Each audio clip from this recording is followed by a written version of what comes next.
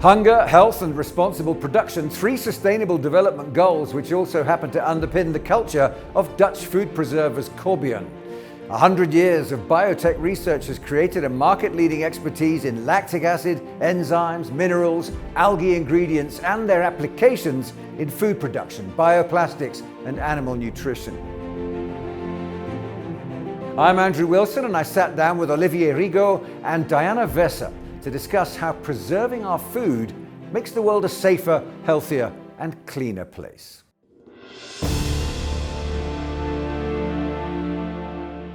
Olivier and Diana, thanks very much indeed for joining us. It's great to talk to you. Olivier, you're the CEO. Diana, you're in charge of sustainability. Perhaps we should start with you then, Olivier. Give us an overview of the company, what you do, what you're trying to achieve. Corbion is a global company leading in manufacturing lactic acid and derivatives, but it's going beyond lactic acid and derivatives. We are also active in formulating enzymes, minerals, algae ingredients as well. So we are covering a space that goes from food ingredients to bioplastic, going through also aquaculture, pharma product, and many more applications. And everything we do is, in fact, trying to replace synthetic and artificial ingredients by natural alternatives. Give us an idea of those synthetic ingredients you're talking about. Just take or think food ingredient, food preservative as an example. There are still many synthetic products used every day to preserve foodstuff. And we just replace these synthetic products that are generally fossil-based by natural alternatives. And for this, we are using a technology that is called fermentation. So we are using bugs, microbes, bacteria, fungi, to produce these ingredients in a natural way. So this is what we are doing. And is this the general direction of travel in the world today? All these synthetic preservatives are being removed gradually, bit by bit, as we look for other more natural and therefore more healthy solutions. Correct. You know, the consumers are looking for cleaner label ingredients, healthier products. And I think we are making a nice impact by replacing these synthetic products by natural alternatives. And by the way, we do the same on bioplastics, where we replace fossil-based plastic by PLA, which is a natural polymer, where we can indeed, compete with products such as polystyrene, for example. Okay, so Diana, introduce us to your world and the expertise involved in the sustainability side of things. Yeah, so Corbion, one of the areas where we can make a large contribution is in the circular economy. So as Olivier already mentioned, with our bio-based products, which are all based on sustainable, renewable raw materials, derived mostly from agriculture. And that's really a great alternative for fossil-based resources. So to move towards a circular economy, we need to focus more, of course, on reusing and recycling of materials. But we also need to move away from using fossil-based materials, and we need to replace those by bio-based material to achieve a truly circular economy. And if you look at plastics, for example, if we continue with the current way of working, the current use of fossil resources and the current waste management practices, we may have around 12 billion tons of plastic in landfills and in the sea by 2050. Yeah. What about the fermentation that you mentioned, Olivier? I think we are calling ourselves a fermentation powerhouse. So it's about using, the power of nature. And we spoke about microbes. There are hundreds of billions of microbes on Earth. I mentioned bacteria, fungi, yeast, but also microalgae, for instance. And we are using this really to create functionalities and functional ingredients, again, to preserve food, but also to feed, farm fish in aquaculture. So it's a very wide area of applications that we are tackling. Our products are also being used in pharma for kidney dialysis, as an example. Or even we polymerize this product to do orthopedic implants, for what we call elective surgery. So it's very wide areas of application, but always starting, with fermentation as a technology and making sure, we would have these microbe working for us, to produce these high-valued ingredients. And all this in a circular and natural way. Link up for me this idea of fermentation and the circular way. So we basically start always with agricultural raw material. It could be sugar coming from cane or beet. It could be starch coming from wheat, corn, potato, tapioca. And basically the bacteria, the microbes, going to eat this feedstock to produce these ingredients. Now, what we've been able to do at Corbion is to do it at scale. So we produce, hundreds of thousands of tons at scale in a very competitive way, using fully this renewable raw material in a circular way. So everything we use basically is coming from nature and is basically also quite valuable in terms of CO2 emission reduction. And what role does your department play in all this process? Yeah, so one of the things we focus on is the sourcing of the raw materials. So we work a lot together with our suppliers. We assess our suppliers to also ensure that they meet the requirements that we have on sustainability. And then we have one of the large programs that we have is focused on CO2 reduction. So we look at how we can reduce the carbon footprint of our own operations. But again, we also work together with our suppliers to see where they can reduce emissions. And then we also focus on determining the carbon footprint and the full life cycle assessments of all of our products, so that we can also enable our customers to reduce their CO2 emissions. So that's another important contribution that we can make. I mean, a company like Corbion must have so many partnerships, so many relationships, because you're so interactive with all the other things that are going on in the different sectors. What's your feedback that you get? Are people on board with the ideas that you're putting out with the sustainability? Are other companies that you work with matching you for the level of concern that they have?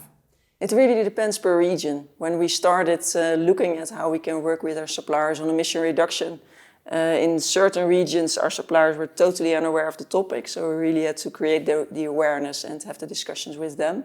And in other regions they already have all their plans in place and they're maybe waiting for a carbon price to be at a certain level. And also if you look at our customers, it's also very dependent on the region, but the level is really has increased a lot in the last couple of years. So many of our customers really look at Corbion to get the data on the carbon footprints of our products, and they like to collaborate with us to reduce their footprint. So there's collaboration, but there's also something of a leadership role there for Corbion, I guess. I think we indeed believe we can have an impact on that. And just to give you an example, right now we are building a new state-of-the-art plant in Thailand based on a new circular technology. And this technology that we've developed over the last decade within our R&D labs will provide a 19% CO2 reduction, so which is quite impressive if you think about it.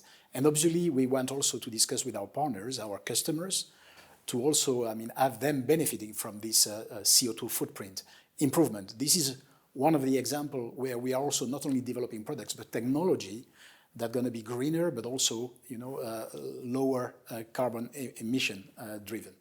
What about this ambition I've read about of feeding 10 billion people by 2050? That's an interesting proposition, but it puts you very squarely in the food production market, doesn't it? No, indeed. And at Corbion, 2/3 of our business is about food and food applications, food ingredients. The first big angle is around food preservation and waste reduction. So we are helping our customers to reduce food waste. And as you might know, food waste is one of the major CO2 emission source. So it's about reducing food waste. It's about also extending shelf life and making sure the product is going to be shelf stable longer at a retailer, at home, in your cupboard. So this is also where we play a big role in extending shelf life and making sure we can reduce food waste. So that's a big angle. And the less waste, the more people you can feed. If you just think that up to 20% of food today is being wasted, this is just insane what's going on. Second angle we have is on our algae business. In microalgae, we've developed a great technology where we are using algae to produce omega-3 to feed farm fish. And by doing so, we can replace wild fish oil coming from wild fish caught. And by doing so, we really help also reduce carbon footprint, but also depletion of oceans by just using algae fermentation to feed farm fish and aquaculture. And that's another angle where I strongly believe that we can also help feed the population by 2050 in a much better and more sustainable way. Fine. So where are you with targets? What underpins your kind of planning for the future? Yeah, so one of the areas where we have targets is on our contribution to the Sustainable Development Goals. So we have assessed our complete product portfolio and we contribute to SDG number 2, which is about zero hunger, number 3, which is about health, and number 12, which is about responsible consumption and production. And we have determined that, right now about 60% of our revenues contributes to the Sustainable Development Goals, and we want to achieve an 85% contribution by 2030. So that's one of the important areas where we have targets.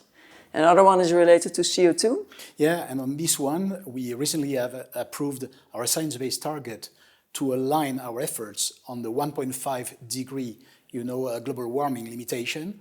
And we are pretty proud of that, so we are aligning all our CapEx investment programs, but also all the development we are doing across the company to match this target on 1.5 degree. Within Corbion, because you're such an international company, how do you manage the ethos? How do you keep everyone on board with the kind of the motivation for the work that you do and for the direction of travel that you want the company to take? Because there's so much going on. I want to ask both of you about that. Well, we have a very strong purpose. Our purpose is we preserve what matters. And when you think about it, we preserve food, we preserve health, and we preserve the planet. And this is important because a lot of the people, if not the majority of the people that do join Corbion, are joining us because of that purpose, because we walk the talk and we really believe this is what drives us every day, in everything we do. So we will not let any new development, any new projects get into our pipeline if it doesn't really fit this purpose. How about you, Dan? Are you optimistic about the future?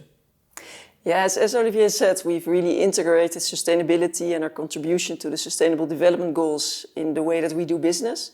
And it's really a combination of top-down and bottom-up. So we have clear sustainability targets, and they are integrated in decision-making, in innovation, and we look at carbon footprint impact, for instance, of the different investments that we're making. So that's more top-down. And then bottom up, we have so-called sustainability development goal ambassadors at each of our locations. And every year we organize a sustainability week where people can also bring up their ideas on how we can do better on the areas where we focus on.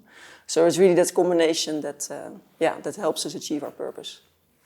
Diana, Olivier, thanks very much indeed. Great talking to you. Thank you. Thank you.